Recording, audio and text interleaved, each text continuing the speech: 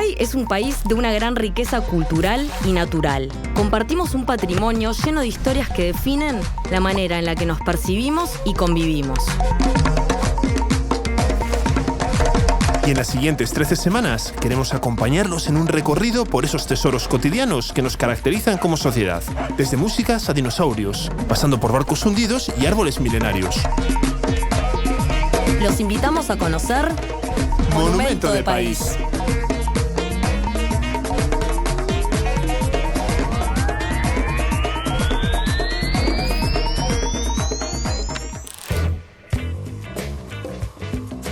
Mira esto de acá. Lucía, o sea, te tengo que decir que me encantan, viendo esta imprenta antigua, este tipo de cosas, estos artefactos que hacían antes. Bueno, si esto te gusta, se me ocurre un lugar para que vayamos a ver que te va a resultar fascinante. Y aparte es un lugar que no vas a encontrar nada parecido en otra parte del mundo. ¿No es el lugar donde hacéis las tortas fritas?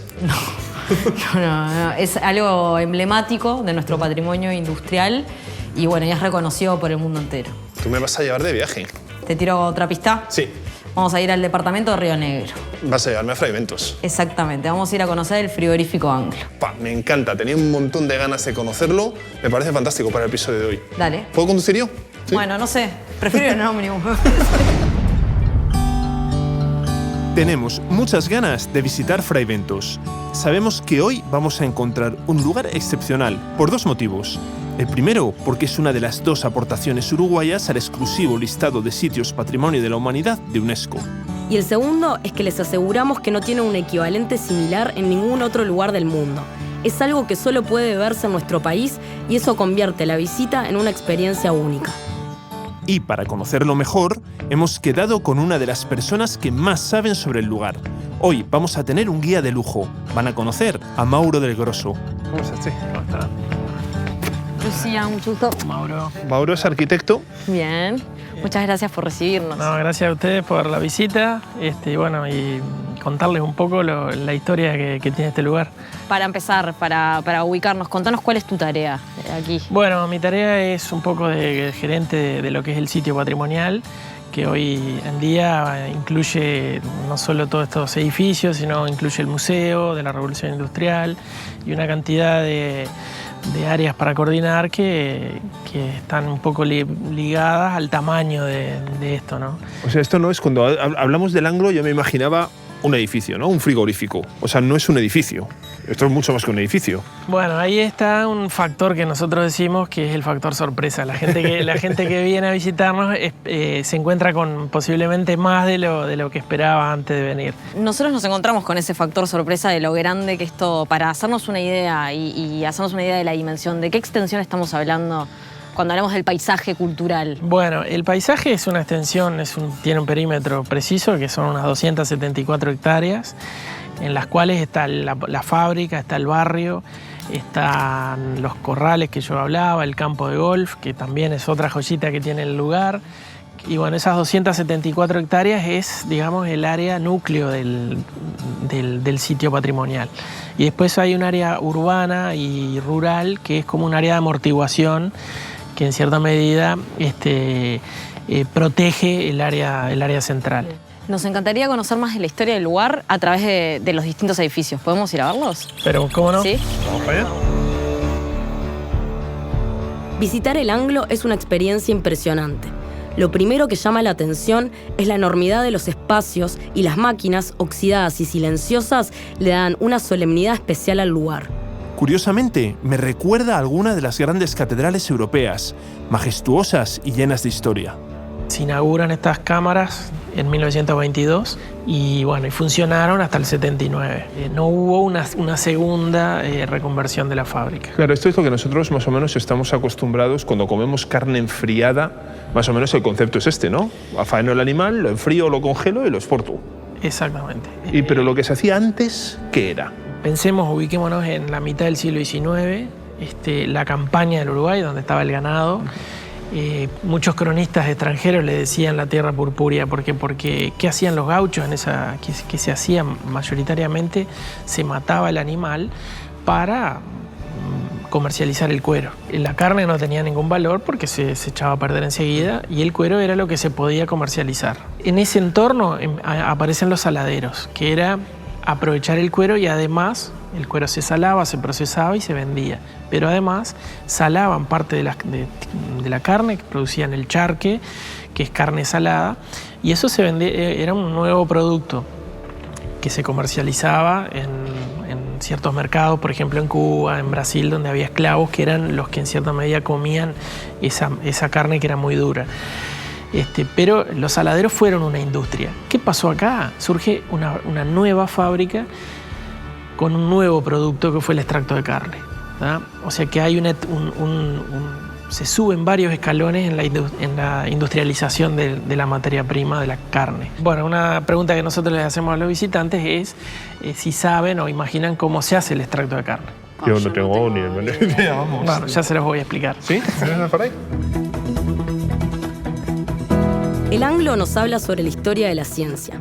En su momento se aplicaba en él tecnología de punta y resulta fascinante imaginar que aquí, hace más de un siglo, se aplicaban conocimientos de vanguardia mundial absolutamente revolucionarios para la época. El extracto de carne uruguaya fue el alimento diario de millones de soldados en la Primera Guerra Mundial y dejó un recuerdo imborrable en toda una generación de jóvenes de decenas de países distintos. Acá estamos si esto era la cocina del mundo, acá estamos adentro de la olla. Y no, ya literal. Justamente porque, bueno, estos tanques es donde se recibe el caldo y con el caldo se hace el extracto de carne. Este es un producto nuevo, es un producto que por muchos años es el producto estrella de esta empresa, que es el extracto de carne. ¿Cómo se hace? Se hierve la carne y con el caldo que queda del hervor de la carne se hace el extracto de carne. Mauro, ¿y eso cómo se comía? No se come directamente, sino que se diluye en agua con una cucharadita. ¿Como un cubito? Es como un cubito. En realidad, el extracto de carne es lo que antecedió a los cubitos de... Los que se usan hoy en el agua, los calditos. Claro. Si pensamos qué significó a nivel histórico, porque en esa época se necesitaba hacer un producto pequeñito que fuera un extracto de algo de mucha carne. Claro, porque bueno, era en cierta medida no era carne, era lo principal de la carne, que es la proteína. Más o menos en la relación de carne está de 32 kilos de carne se hacía 1 kilo de extracto. Por lo tanto, de un novillo, de un animal, se sacaban 4,5 kilos de extracto. O sea que 4,5 kilos es fácil de transportar de este continente al continente europeo. Y bueno, y eso fue en cierta medida un producto que primero se introduce en las tripulaciones de los barcos, en los ejércitos, en los hospitales, por ejemplo, como vitamina, complemento vitamínico para los enfermos. Y lentamente va conquistando los mercados, las cocinas de las casas europeas. Sí, Mauro, yo he visto una fotografía muy curiosa del año 1917, donde aparece uno de los primeros tanques ingleses y los soldados han puesto con tiza fraiventos. Exacto, bueno, esas son anécdotas muy, muy interesantes que han sido investigadas por investigadores locales como René Boreto, que bueno, determinan de que aquellos soldados a los que les llegaba el alimento y que fraiventos era como esa palabra que les traía, mítica, que les traía justamente el alimento, les traía el caldo caliente, les toca dar nombre a la línea F de los tanques, le ponen fraiventos porque les llevaba a sentirse como carne enlatada estando adentro del tanque.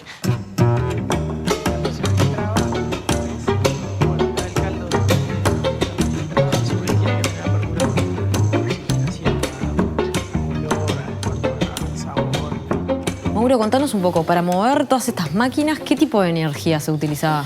Bueno, la energía fue el carbón, históricamente, y después hay un cambio de energía de la matriz energética de la fábrica que se pasa a full oil. El carbón se quemaba en las calderas y las calderas producían vapor y el vapor movía turbinas y generaba energía eléctrica.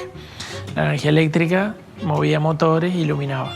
Y la energía eléctrica era como muy moderna para la época, ¿no? Hacia finales del 19, principios del 20 era como... Sí, fue muy moderna, incluso acá se introduce como comentábamos, muy tempranamente, digamos, en 1883, en agosto de 1883 se introduce la energía eléctrica y bueno, a partir de ahí en forma ininterrumpida se va ampliando las zonas de cobertura, primero de la fábrica, después del barrio y bueno, eso terminó, digamos, la fábrica con ese esquema. ¿Y hay algún lugar donde podamos ver la usina? La usina eléctrica. ¿Sí? ¿Vamos para ahí? Nos gustan las usinas eléctricas. Dale, ¿no? Somos muy amperios. La energía eléctrica es algo que hoy en día consideramos absolutamente normal. Sin embargo, a finales del siglo XIX, revolucionó el mundo y uno de los lugares en los que este cambio comenzó fue precisamente en Fraiventos. Solo hay que mirar los complicados tableros de mandos, con sus palancas y relojes, para darse cuenta de que estamos en un lugar especial para la historia de la ciencia. Estos instrumentos silenciosos, fabricados en Suiza, Inglaterra o Estados Unidos, impulsaron toda una revolución alimentaria. En este lugar se centraliza y se genera la energía eléctrica con vapor, ¿tá? Por lo tanto, acá venían caños maestros de 10 pulgadas, vapor a altísima presión, y eso mueve turbinas. Acá hay una que es de origen suizo y acá donde estábamos había otra que después se sustituyó. Esa energía eléctrica que se va generando con estos tableros se va, digamos, dirigiendo a las distintas partes de la fábrica y al barrio. Por lo tanto, esto es como una central eléctrica. Bueno, pensemos que este lugar empieza a funcionar y enseguida se lo conoce como la cocina del mundo en Europa por el nivel de producción, por la incorporación de nuevos productos y por la incorporación de tecnología que venía mayoritariamente inglesa y europea, alemana también. Y bueno, y así fue que es el primer lugar donde se enciende una lamparita eléctrica en el Uruguay, en agosto de 1883. Se enciende la primera lámpara que enseguida se amplía los lugares donde se empieza a iluminar, sustituyendo a velas y candiles. También es un lugar donde se hace la potabilización del agua. En Montevideo se seguía distribuyendo el agua con los aguateros, con aquellas figuras que eran bien de la época colonial, y acá ya había un sistema avanzadísimo de potabilización, distribución y tratamiento del agua, porque pensemos que estas fábricas dependen mucho del agua potable para funcionar. Y bueno, entonces se hizo un sistema que duró un siglo y funcionaba muy bien hasta prácticamente el cierre. Claro, o sea, no fue solo vanguardia a nivel productivo, sino a todos los niveles tecnológicos. En realidad esto se da en general en otros lugares, que el avance productivo, o sea, la producción va requiriendo la incorporación de tecnología, por lo tanto es en los lugares productivos donde generalmente se ven primero los avances tecnológicos. Claro, esto, o sea, si lo pensamos así, de alguna manera, en el contexto del Uruguay del siglo XIX, principios del siglo XX, esto era una especie de Silicon Valley, ¿no? Una inyección altísima de tecnología. Sí, era un lugar realmente de incorporación. Además, la tecnología venía directamente al puerto y se bajaba y se implantaba.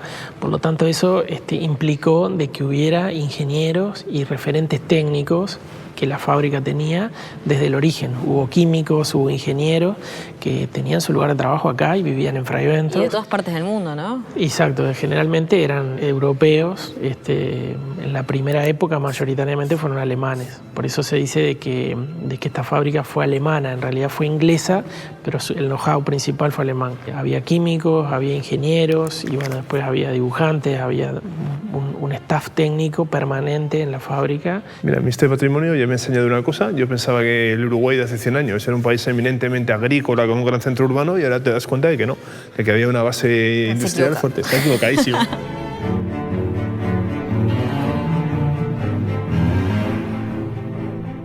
Bueno, Mauro, pues esto, o sea, es muy tecnológico, muy limpio y tal, pero imagino que aquí corría la sangre, ¿no? Sí, exacto. Bueno, los invito a ir al lugar donde el último suspiro hacia el animal vivo, a la playa de Faenas. Me va a dar un poco de impresión. Y a mí ni te cuento. No, vamos a ver, nos las comemos igual luego, ¿no? No existe un registro exacto de cuántos animales fueron sacrificados durante los más de 100 años de historia del Anglo. Sin embargo, viendo el tamaño de los pasillos por los que entraban o la extensión de la playa de Faenas, nos podemos hacer una idea de la capacidad de procesamiento del complejo. Hoy en día, los visitantes solo podemos imaginar la combinación de sonidos animales, ruidos mecánicos y olores de todo tipo que hacían de este un trabajo duro de verdad, físicamente muy exigente y que requería de un amplio conocimiento de los saberes asociados al campo y a la ganadería. Cuando se diseña este edificio es cuando se pasa a la era del frío. Hay varios edificios que se diseñan desde cero, que uno es la cámara de frío, la sala de máquinas, la grasería. El edificio está ya diseñado para 200 novillos por hora, lo que hacía que en una jornada de 8 horas se faenaran cerca de 1.600 novillos, 1.500, 1.600. ¿Qué tipo de gente trabajaba aquí? ¿Quién trabajaba? Bueno, ¿Quién nos podemos imaginar que estaba aquí? ¿Eran uruguayos, gente del interior? Sí, eran uruguayos y con muchos oficios rurales, podemos decir, porque eran oficios, digamos, difíciles, de actividades duras. Era gente en general curtida, con hábitos rurales, de campo, ¿no? de manejo del animal. Y ese perfil de persona, digamos, procedente del mundo rural, acostumbrada y tal, que trabajaba en esta playa de faena, es el perfil que también encontramos en el resto de los trabajadores del frigorífico. También había población migrante. Había mucha población migrante. También estamos en un contexto de que el Río de la Plata recibe unos flujos migratorios muy grandes. En esta época del 20 se recibe muchísimo inmigrante de la Europa del Este, por ejemplo búlgaros, por ejemplo rumanos, rusos, que empiezan a asignarse. O sea, para la fábrica tenían una ventaja de que era gente que muchas veces conocían algún oficio, y a su vez venían con hábitos a veces con mayores hábitos de trabajo, de cumplimiento de horarios, en fin. Y también trabajaban mujeres. ¿Qué tareas hacían las mujeres? Sí, las mujeres en esta sección no trabajaban, era prioritariamente hombres, pero había sectores, por ejemplo, en la conserva, donde se hacían las latas de corned beef, la pintada, que era donde el etiquetado, digamos, de la lata. Bueno, en esos sectores hubo una mayoría de obreras mujeres. En general, más o menos a nivel global de la fábrica, andaban en un 20, un 25% el porcentaje de mujeres. Y esto fue una fuente de trabajo muy importante para todas las personas que se fueron también, vinieron a vivir, porque funcionaba una escuela. ¿Y cómo le pegó eso también a nivel social a la zona? Le pegó cuando cerró la fábrica, le pegó muy fuerte porque la década del 80 fue como el tocar fondo para Fray Bentos, el declive. Y bueno, y después empiezan a haber nuevas oportunidades de la mano, por ejemplo, del puente internacional, del puerto, bueno, últimamente con la implanta de celulosa, la universidad, que justamente se instala acá en el sitio patrimonial. Bueno, todo eso, el turismo de playa, el turismo patrimonial que también va creciendo. Empieza la ciudad a reconvertirse y a nosotros nos interesa mucho contar la historia del apogeo de esta fábrica, pero contar qué nos llevó a ser patrimonio mundial, porque no fue lo que se hizo durante la fábrica, fue lo que se hizo después del cierre. Y hubo una cantidad de aciertos de distintas instituciones, distintas personas, que bueno, hoy nos permiten estar ofreciendo esta parte de la historia y este patrimonio a la humanidad. O sea que aquí el patrimonio industrial, ya por ir concluyendo, es una doble metáfora. Por un lado es una metáfora de la historia económica del mundo, de estas grandes fábricas de materias primas que redistribuyen para alimentar la revolución industrial, pero por otro lado también es una metáfora bastante salada, que es una expresión que me enseñó el otro día Lucía, de la historia económica del Uruguay. Exacto. Del auge, de la caída del modelo de exportación de carne y de todos los problemas que conllevó, ¿no? A partir de los años 50, 60. O sea, no está nada mal como lugar. No, por eso. Un montón de cosas. Y nosotros, nuestro rol no es conservar esto para que la gente lo disfrute y para que la gente investigue y para que la gente saque sus propias conclusiones cuando nos visita. En cierta medida nosotros no tenemos autoridad para escribir la historia, pero sí para ayudar a interpretarla y a que la gente saque conclusiones. Y bueno, y ese es el cometido en cierta medida cultural que tiene el sitio patrimonial. Ahí se abre todo otro capítulo que es como la gestión ahora y hacia el futuro. de este lugar? ¿Con quién podemos seguir conversando para aprender más? Bueno, ¿Con alguien? hay un equipo de gestión que está la directora de turismo, están colegas como Carolina Fiorelli, que ellas le van a contar muy bien cómo se está gestionando. Bien, así aparte nos movemos de este lugar que está medio Frío. Y podemos comer algo porque si no voy a acabar faneando al pobre Mauro aquí, me lo voy a... ¿Vamos entonces? Dale, vamos.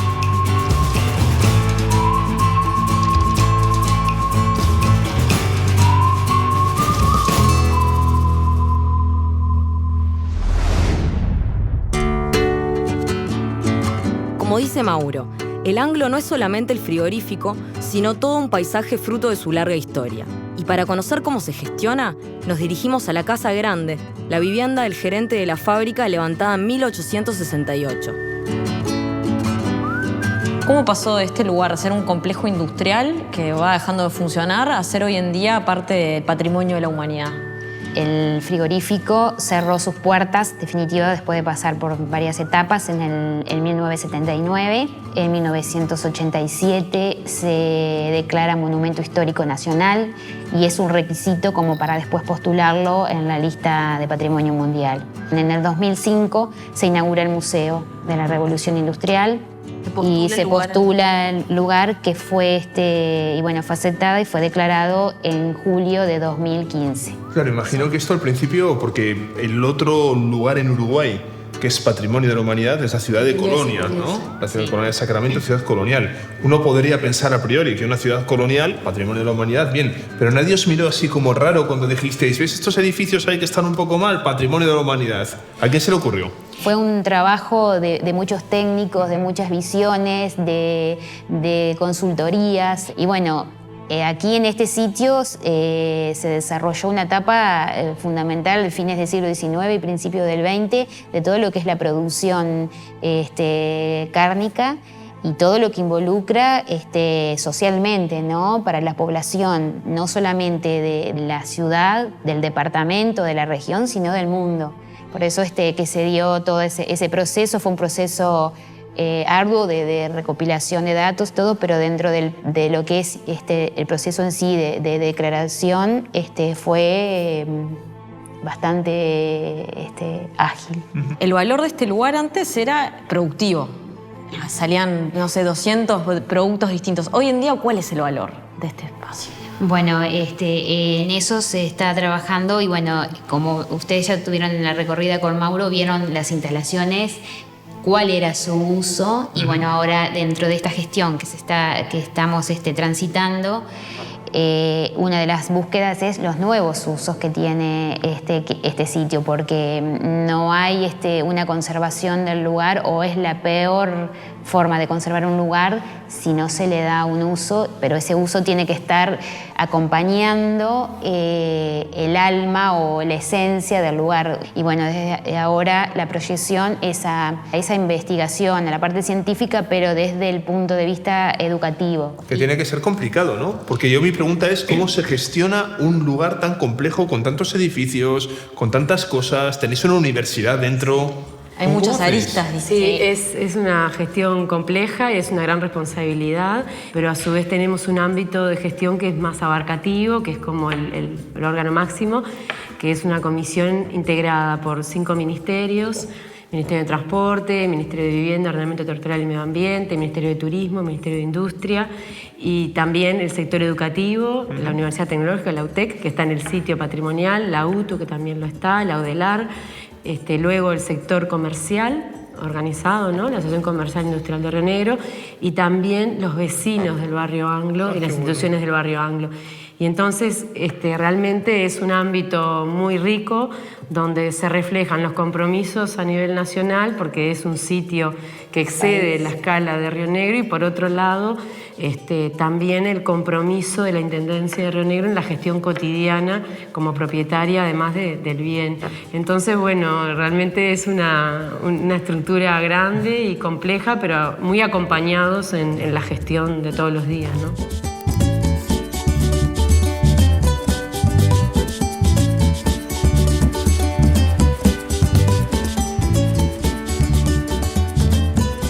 Bueno, hemos elegido un lugar bien improbable para despedir el programa. Estamos en el estupendo campo de golf que diseñó Alister MacKenzie a finales del siglo XIX y que es uno de los más importantes y típicos así del mundo en su género. Un campo de 9 hoyos súper bonito que a priori no tiene nada que ver con un lugar que está dedicado a la arqueología y al patrimonio industrial. Y lo hemos elegido precisamente por eso, por la multidimensionalidad que tiene el sitio histórico del Anglo de Fraiventos. No sé, ¿a ti qué es lo que más te ha gustado de todo esto? A mí me gustó de todo el complejo industrial, en verdad no puedo elegir solo un lugar. Me gusta el conjunto, cómo habla de la historia del país, desde la matriz productiva, desde lo que implicó el capital inglés, los alemanes, toda la gente que empleó, todo lo que transformó la sociedad de Fraiventos en aquel momento. Creo que a través de este lugar, todo este lugar, podemos pensar en la historia de Uruguay mismo. Claro, yo creo que eso es con lo que nos tenemos que quedar, que el patrimonio industrial no es solamente la historia de las fábricas o la historia de las máquinas, sino que es un libro abierto acerca de cómo nos hemos conformado como sociedad y de qué manera, además, la actividad económica ha hecho que nos veamos de la manera que somos hoy. Sí, aparte algo que me gusta mucho es lo que hablábamos con Andrea y con Carolina, de pasar de hacer de este lugar algo que producía carne, o sea, a partir de la carne producía un montón de productos, ahora a poder proyectarlo como un lugar que genere conocimiento y un atractivo turístico muy grande. Un atractivo que nosotros hoy en un monumento de país hemos disfrutado. Les esperamos la semana que viene con más historias. Los esperamos.